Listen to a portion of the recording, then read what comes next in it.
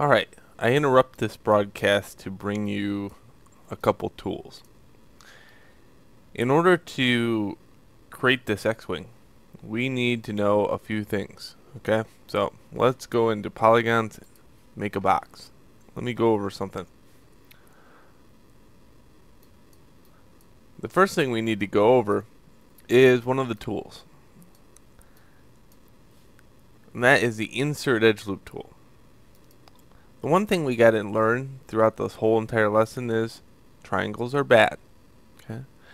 In order to counteract triangles, we use the Insert Edge Loop tool. Okay? It inserts a loop all the way around naturally. Okay? There is also a tool called the Split Polygon tool. Do not use this yet. Okay? This will yield triangles because I have no control. Well, I have too much control over where I place my edges. Okay, so let's only use the Insert Edge Loop tool for this exercise. The other tool is inserting an edge on a face. Okay, when I say that is right now I have extrude, then I go like this.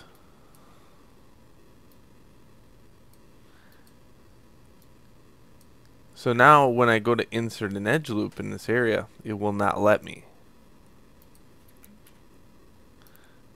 See? It inserts an edge on the face. The only time it's going to insert an edge on the other faces is when I go like this.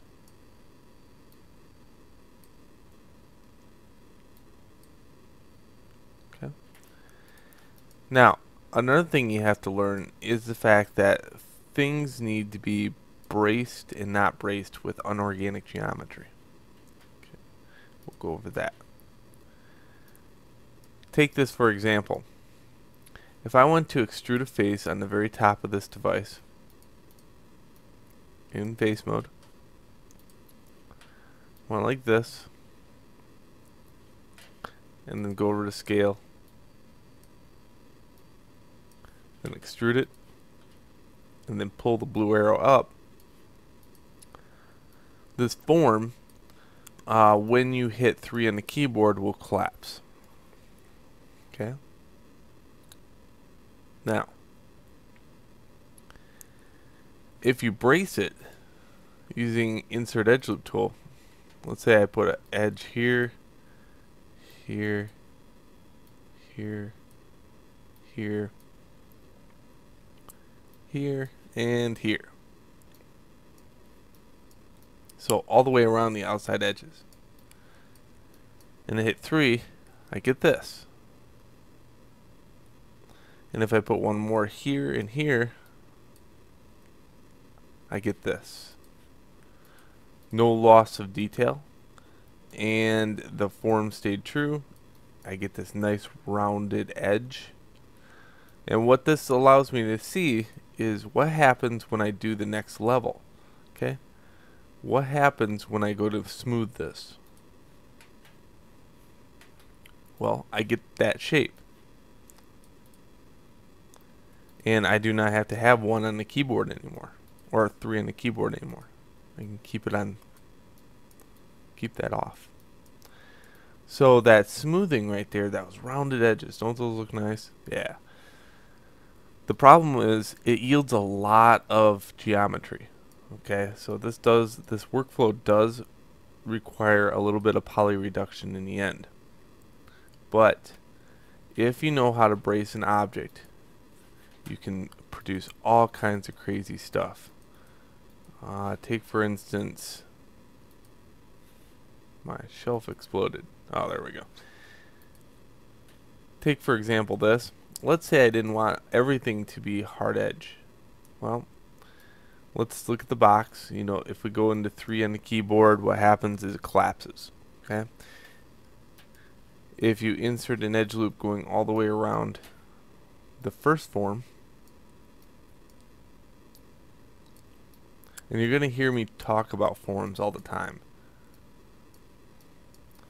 Forms are when 2 shapes meet.